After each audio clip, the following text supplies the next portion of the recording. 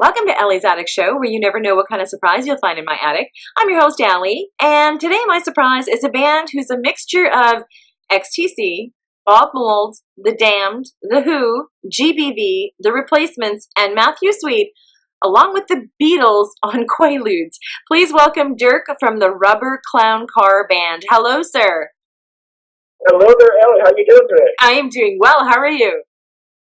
I'm doing okay so far. Awesome. Okay, first question. Before we get anywhere else, where did you come up with that name? Because I love it. It's an interesting story. Because how would you come up with Rubber Clown Car? I don't We know. actually was based on a near tragic car accident. Interestingly enough, Oh my goodness. and I shouldn't mention I'm driving right now, but anyway, so it's fine. But actually, what happened was there was a bunch of us in a car on our way to I don't know where we were. But we were kind of involved in a multi-car accident, and our car managed to bounce off a bunch of stuff. And nobody was really hurt for any major incident. I think there was a couple of bumps and bruises. And as we all kind of piled off of this little car, it was kind of like panic.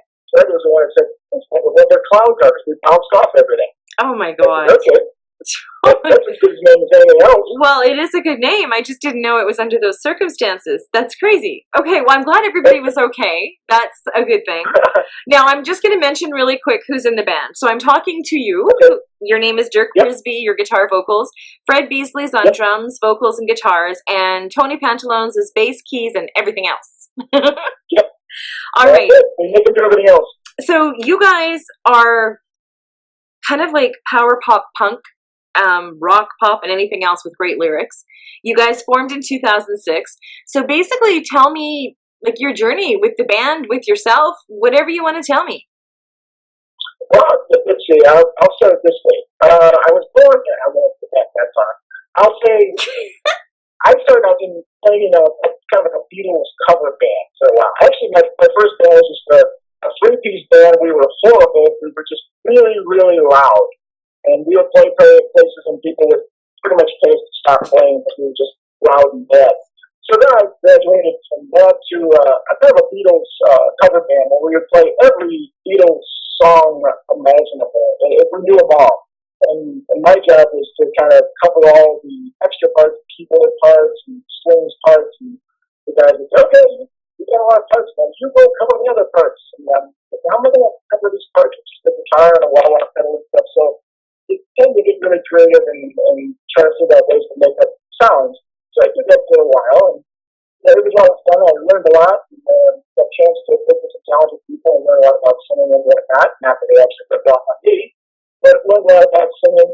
And I eventually got to the point where that's all these guys want to do is just do Beatles songs and covers. And I said, well, I can't keep doing that because I got to do something a little bit more creative. I decided, well, I'm going to kind of branch out. And I've already written a lot of music, so I was having a contact with people that were doing a similar thing. So I did at a party to a mutual friend, the guy that was actually, my name Rob, who's actually our manager.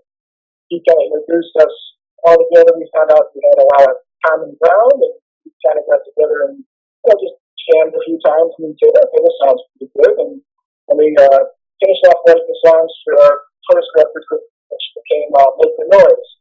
And we actually went out and toured on it. We don't tour really anymore. But we went out and toured on that record for about a year. And then at least we don't do any anymore is that we almost killed each other because we realized we're really good when we can not see each other for a while and kind of focus on recording and writing. And but if we're actually in a band together for too long a period of time, we're going to kill each other.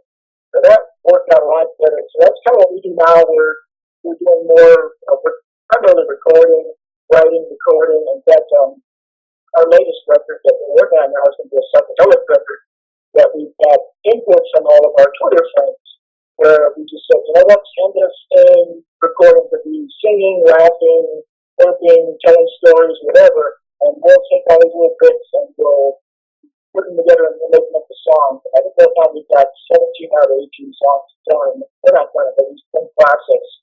And it's all over the place, Allie. Most of our stuff is kind of eclectic. This one's all over the place.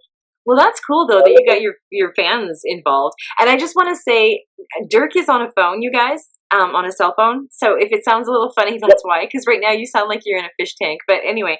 I might be in a fish tank. I should call you from a fish tank. Yeah, possibly you might be. Who knows? We don't know. We can't see you. Okay. Just make it exciting. Oh my God, you're funny. Okay, so let's talk about. So you also do covers. Yes. Okay, but you also write and record your own songs as well, obviously. Yep. So how many singles or EPs do you have out right now? Good boy. I think this is going to be our 10th record. Wow. So we're the world's best kept secret. I think we've got about 200 songs out there. So that's the primary thing we do is write and record. So if we spend out touring and stuff like that, that's kind of the main thing to do, and that's the part that we're most interested in, and we have the most fun doing. So it's just kind of sometimes we just kind of really crank up a bunch of songs at once. Like I said, this record is probably about 18 songs. Most of the records, I don't know, 10 or 12 songs on a record. We have a bunch of stuff stockpiled that we have written and recorded, and maybe I can record it, and then we try it out again, if that's work, and bring it back later on, change it up. But we did a cover of Taylor Swift, Sparks Fly, I think it is, and actually Taylor Swift's going to be out in my area here in the Chicago area. I would plug for Taylor Swift there, so just in case she needs that, because I know perhaps maybe people know about her. We did a cover on the Taylor Swift song. I was trying to help the girl out. Call out to Taylor Swift. Call out to Taylor Swift. Yeah, so she gives us a shout out and say, "What the thank her for clown cars for the extra people that are doing thanks to them. For the other 85,000, no thanks to you." But, yeah, so we started out with a cover of, we tried to cover songs, every now and then we try to do a cover song. So just straight away, it's exactly like it was. So we started out trying to do Sparks Fly exactly like Taylor Swift would do it, and it took about 30 seconds for that. You can't do this. Maybe we're not real good at copying stuff, so we get it wrong. And then we said, let's start doing something different. So for that particular song, we tried it a couple different ways, and nothing was happening. And we played, and Tony kind of got into almost like a reggae dub kind of beat. And I said, okay, this is kind of cool, let's try this. And that's kind of how it got to where it was. So most of our stuff involved with kind of half back and strung together, but eventually turned into something that's just thing that you really have to, turned out very good. That's cool. I want to hear it now. I really want to hear it now. So I like what it says in your bio. So you continue to write and record songs while trying to make sense of the absurdity and complexity of everyday life. Pure pop for paranoid people. Yep, that's it. That's kind of how we judge it. I think a lot of our stuff is, if you listen to it, it's satirical. Some of it is, I think we kind of, expand the gamut of songs that are, they are exactly what they are written about. And there's other songs that are, there's a song like I'm Telling You Sue. What the hell is that about? There's a couple other songs that we've written that I've also asked people, what do you think this one's about? I don't know. But to me, the best part is, the best part of it is, I would rather have a song that, I've had this happen, where we've written a song, recorded it, and somebody would say, wow, I really love that song because it really spoke to me since you were writing about this and this. And I'd say, yep, that's exactly what I was writing about. And somebody else would come up with something completely different. Yeah. I'd say, I really like that song because you were writing about me. And they'd say, yep, that's exactly what I was writing about. Well, and so that's at that point, it doesn't belong to me anymore, it belongs to you. It belongs to you, exactly. And that's the beautiful part about writing. I mean, I don't write songs, I don't sing, I don't do any of that stuff. This is what I do. But I don't listen to, I don't watch TV. I listen to music 24/7. Well, when I'm sleeping. But I just believe more people should listen to music and turn off TV. But anyways, and every song has a different meaning to everybody. And it's weird because you think, oh my God, did they go through the same thing that I did? When in the meantime, it's got nothing to do with that. But as long as the song speaks to you and helps you either get through something, reminds you of a happy thing, whatever the case may be, then you're doing your job as a songwriter, period. No matter what the song means to you. Yeah, I think that's it. Because it kind of strikes some kind of feeling, some kind of emotion, no matter what it is, and I might strike a different emotion in you than what I thought about when I was writing it. Mm-hmm. It may become completely different, but it doesn't matter because whatever it does for you is right. Exactly. So let's say whatever your interpretation is absolutely correct, even though it may be different than somebody else's and mine. Exactly. Have one, so. Yeah, that's good. I love that. Okay, so you guys have been doing this for a while. You've been with other bands. I'm sure the other guys have been as well.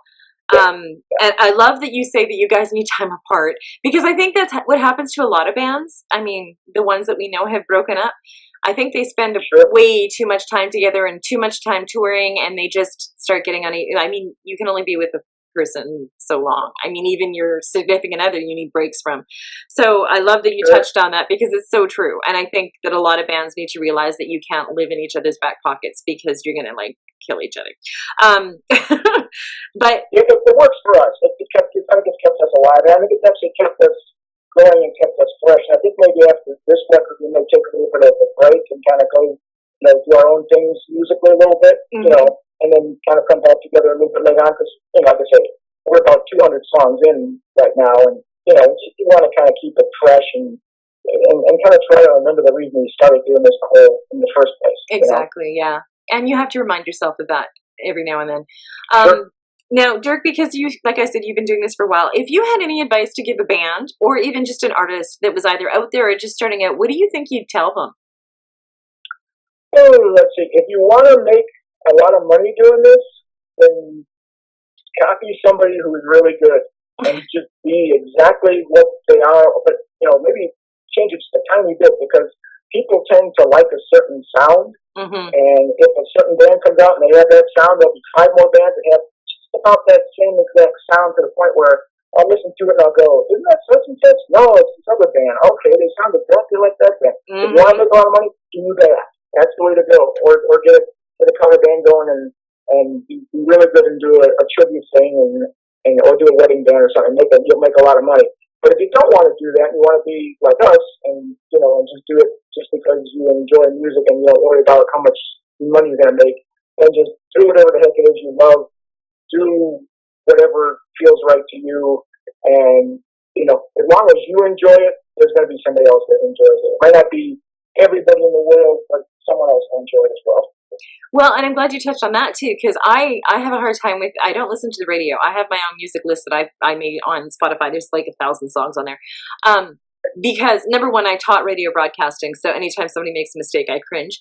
But the second reason is because I'll be listening to a song and I'll be like, okay, well, this isn't bad. And then another song comes on and I'm like, oh, they're playing 2 artists. They're the same artist back to back. And then I hear another song. I'm like, oh, they're playing him 3 times in a row. And I'm like, oh, wait, that's not the same artist. I like originality. That's why I do this. That's why I love indie music. I'm not saying there's anything wrong with the bands that are out there that are doing what they're doing and, hit after hit after hit. But I prefer something that doesn't sound like anybody else. And the bonus of doing this is I get to discover all kinds of bands that don't sound like anybody else. Don't get me wrong. I love Ed Sheeran. I love Shawn Mendes. I love Niall. No, Slow Hands is one of my favorite songs. So yeah, I love the big artists as well. So let's not just, blur the lines and say that I'm just thinking, oh no, I just only love indie. But I love that you touched on that, because yeah, there's not a lot of money in it, and you got to do what you do because you love it. So yeah, I mean, and I think like somebody like Ed Sheeran, I mean, I love him too, but he just doesn't return my calls anymore. I never get a call now. You know what? I don't know. I know. I keep telling him he should come on my show, because he's got a really cool journey. He used to be a busker, for the love of God, in the UK. Yeah. I want to hear his journey. And I'm a nobody, so he doesn't reply to me. Well, Ed, if you're listening, Ed, we'd love to do a duet with you, or 3 times, or a quartet, or whatever. The RCC and Ed Sheeran all together on one song, and imagine what that would sound like. Oh, that would sound awesome. And also, Ed, if you're listening, I really want you to come on my show. Are we going to call anybody else out? Is there anybody else we should mention? Anybody else we want to drop? I don't know. I'd like Shawn Mendes. We'll come up with somebody else that should actually definitely be on your show. Okay. I can't think of anybody. Come on, there's got to be somebody else you want to have on the show right now. Okay, let me think. That's coming on or that I want on? That coming on or you want on, either way, if it was like your dream show, who would the three people be? Who would Oh my like God. an interviewer? Okay, Just my start dream. an interviewer. Hi, Allie. You're on the Allie Bennett show with Dirk. And what are your three top people you would love to have on Okay, the show? Blake Shelton. I'm in love with him. He Blake makes me Shelton. laugh. I Okay. love Blake Shelton. So yeah, Blake Shelton, Ed Sheeran, definitely. I love Ed Sheeran. And I think I would love somebody, let me think. I would love somebody that's like Rod Stewart or somebody that's just been doing this forever and knows all kinds of like cool advice they could give indie artists. And I just, that's part of the reason I always ask everybody for advice, is because any advice is good advice. And there's a lot of young artists starting out. And if they can get some good advice, I mean, I had Joe Bonsall from the Oak Ridge Boys on. That has been the highlight of my career so far, because that's cool. They've been in the industry for like over 50 years. They're in the Grand Ole Opry Hall of Fame. They're in the Country Music Hall of Fame. And he had some really good advice. And he's a really, really, really good person. Just not because he's a good person. He likes supporting indie music. And he had, that interview will be up on my website till I'm no longer doing this. It'll be up there forever because I just was blown away that he agreed to come on. But yeah, if it was Blake Shelton, Ed Sheeran, and then somebody like Rod Stewart or, God, I don't even know. I'd love to have anybody from AC/DC. I know, right? But yeah, I mean, I was a headbanger. So yeah, AC/DC, like anybody like that. But yeah, just somebody that's been in the industry for a long time that has a lot of cool tips. Okay, now that we've like dropped all kinds of names, that's probably never going to happen, but that's okay. That's right. Because you're on my show, and that's all that matters. I got a call coming out of the bill. I got to hold. Okay. No, I'm sorry. I thought it was it. Some guy trying to sell me insurance. I thought I could have swear a bit. Oh my God! Is this really happening? Insurance. Okay, that's why. Yeah, Ed Sheeran insurance. I'm sorry. Oh! You thought Ed Sheeran was calling you right now? Yeah, Ed Sheeran insurance. Oh, okay. It wasn't him. Oh, false alarm. Life insurance. Different guy. Because you noticed I was driving it. Damn. Said, you probably need life insurance. Yeah, that's not good. Damn. Oh, it would have been nice if it was Ed Sheeran. Yeah, we could have like maybe included him in the call or something. You were hilarious, by the way, Dirk. Thank you. This has been fun. Anyways, what two songs are we going to hear from you? Probably none of the ones I mentioned. I think we're going to hear Go Go Girl, which is actually a little story about someone who hit my car. Oh, so I wrote a song about it. What is with you in cars? Okay, anyway, okay. Yeah, we have a lot of car accidents. Yeah. We should probably just take Uber, I think. That's probably good advice for us. Any advice for us? Just take Uber, get a taxi, and just stay home. Uber. And the other one is Vending Machine, which was off kind of our country-ish album. And it's kind of I guess, maybe a country-ish kind of song. So that Blake Shelton's what actually should cover, I think. Actually, he should cover Vending Machine. Really? Okay, Blake. Blake, if you're listening, Blake or Ed Sheeran. Not insurance, Ed Sheeran, but the singer Ed Sheeran. I've heard the insurance guy singing at karaoke. If they don't do a good job of it, okay. Well, we don't want the insurance company then. Dirk, thank you so much. First off, everybody can buy their music everywhere you buy online music. Also on their website, which is rubberclowncar.net. It's going to be up on my website. You can click on it, go directly to their website. You've been a blast to talk to. I haven't had a fun interview like this in a while. I haven't been able to call people's names out like that ever. So that's kind of cool. I don't know if they'll ever hear it, but hey, it was fun. Sure, you can do whatever you want. Exactly, I can, and that's the beauty of it. Anyway, thank you so much, and I know you probably just got off work, right? Yeah. Yeah, okay, well, get home safely and relax.